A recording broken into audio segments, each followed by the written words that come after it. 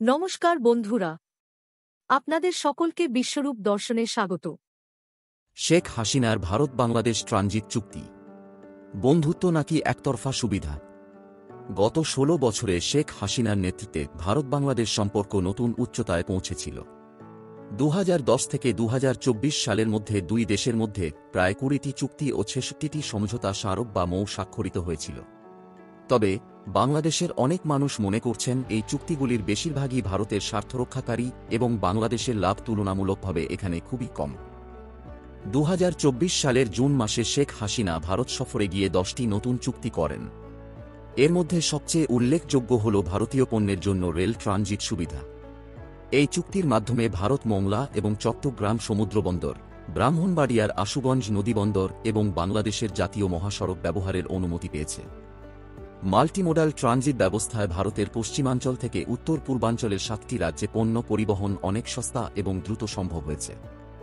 আগে কলকাতা থেকে আগরতলা পৌঁছাতে ১৬০০ কিলোমিটার পথ পেরোতে হতো, কিন্তু এখন বাংলাদেশের ভেতর দিয়ে সেই দূরত্ব কমে দাঁড়িয়েছে মাত্র ৫৫০ কিলোমিটার, যা মাত্র ১০ ঘণ্টায় সম্পন্ন করা সম্ভব। এখন প্রশ্ন উঠছে, ভারত এত বড় সুবিধা পেলেও বাংলাদেশ কি পাচ্ছে? বাংলাদেশে এই ট্রানজিট ব্যবস্থায় আয়ের পরিমাণ বেশ কম। প্রতি চালানে ডকুমেন্ট প্রসেসিং ফি মাত্র ৩০ টাকা, ট্রান্সশিপমেন্ট ফি ২০ টাকা প্রতি টন, নিরাপত্তা চার্জ ১০০ টাকা, অ্যাডমিন চার্জ ১০০ টাকা এবং প্রতি কন্টেইনার স্ক্যানিং চার্জ ২৫৪ টাকা। রাস্তা ব্যবহারের জন্য প্রতি কিলোমিটারে মাত্র ১ টাকা ৮৫ পয়সা ফি নেওয়া হচ্ছে। আশুগঞ্জ নদীবন্দর থেকেও ভারতের পণ্য নামমাত্র খরচে আগরতলায় পৌঁছাচ্ছে। প্রতি টনে ১৩০ টাকা ট্রানজিট ফি, ৫০ টাকা কাস্টমস এসকর্ট ফি এবং ভারতীয় জাহাজের জন্য প্রতিদিন ৩১৫ টাকা বার্থিং চার্জ নেওয়া হচ্ছে। সম্প্রতি ঢাকার বিভিন্ন মহল থেকে দাবি উঠেছে, এই ফি থেকে বাংলাদেশের রাস্তা ও বন্দরের রক্ষণাবেক্ষণ খরচ মিটছে না। দেশের অর্থনীতিবিদদের মতে, ভারতের সাশ্রয় হওয়া বিপুল খরচের অন্তত অর্ধেক বাংলাদেশের পাওয়া উচিত। অন্যথায় এই বৈষম্যমূলক আর্থিক চুক্তি দীর্ঘমেয়াদে বাংলাদেশের ক্ষতির এক বড় কারণ হতে পারে। এদিকে ভারত বাংলাদেশের মধ্যে জল বণ্টন নিয়েও বিতর্ক চলছে। তিস্তা নদীর জল বণ্টন ইস্যুতে দীর্ঘদিন ধরে দুই দেশের মধ্যে সমাধান আসেনি। বাংলাদেশের দাবি, তিস্তার জলের সুষ্ঠু বণ্টন নিশ্চিত করা উচিত, যা ভারতের পূর্বাঞ্চলীয় রাজ্যগুলির উন্নয়নের পাশাপাশি বাংলাদেশের কৃষি জমিতে ও পানের যোগ্য জলের সরবরাহ নিশ্চিত করবে। বাংলাদেশের মানুষ মনে করছেন, ভারত বাংলাদেশ সম্পর্ক হওয়া উচিত পারস্পরিক স্বার্থের ভিত্তিতে। একতরফা সুবিধা নিয়ে সম্পর্ক দীর্ঘস্থায়ী হয় না। ভারতের উচিত বাংলাদেশকে ন্যায্য অংশীদার হিসেবে সম্মান জানানো। না হলে এই অসন্তোষ ভবিষ্যতে দুই দেশের সম্পর্কের ক্ষেত্রে বড় বাধা হয়ে দাঁড়াতে পারে। তবে বাংলাদেশের বেশিরভাগ গুরুত্বপূর্ণ পরিকাঠামো প্রকল্প, যেমন আখাউড়া আগরতলা রেল সংযোগ এবং খুলনা মোংলা বন্দর রেল লাইন, ভারতের সরকারের বড় ধরনের বিনিয়োগের সাক্ষ্য বহন করে, যা দুই দেশের দ্বিপাক্ষিক সম্পর্ককে আরও শক্তিশালী করেছে।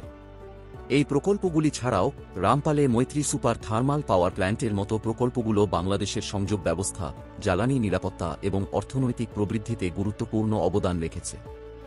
ভারত এসব উদ্যোগে অনুদান, সহজ শর্তে ঋণ এবং অন্যান্য আর্থিক সহায়তার মাধ্যমে সহযোগিতা করেছে। আখাউড়া আগরতলা রেল সংযোগ, যা আংশিকভাবে ভারতের অর্থায়নে বাস্তবায়িত হয়েছে, ভারতের উত্তর পূর্বাঞ্চলকে বাংলাদেশের সঙ্গে সংযুক্ত করেছে এবং এর মাধ্যমে আঞ্চলিক বাণিজ্য ও যোগাযোগ বৃদ্ধি পেয়েছে। একইভাবে মৈত্রী সুপার থার্মাল পাওয়ার প্ল্যান্ট বাংলাদেশের জ্বালানি সংকট মোকাবিলায় গুরুত্বপূর্ণ ভূমিকা পালন করছে। এছাড়াও ভারত বাংলাদেশ ফ্রেন্ডশিপ পাইপলাইন এবং পদ্মা সেতু রেল সংযোগ প্রকল্পগুলো ভারতের সমর্থনের আরেকটি উদাহরণ। এসব বিনিয়োগ শুধু বাংলাদেশের অবকাঠামো এবং জ্বালানি খাতে উন্নতি ঘটায়নি, বরং আঞ্চলিক সহযোগিতা ও অর্থনৈতিক সম্ভাবনাও বৃদ্ধি করেছে। স্পষ্টতই দুই দেশের বন্ধুত্ব ছিল পারস্পরিকভাবে উপকারী।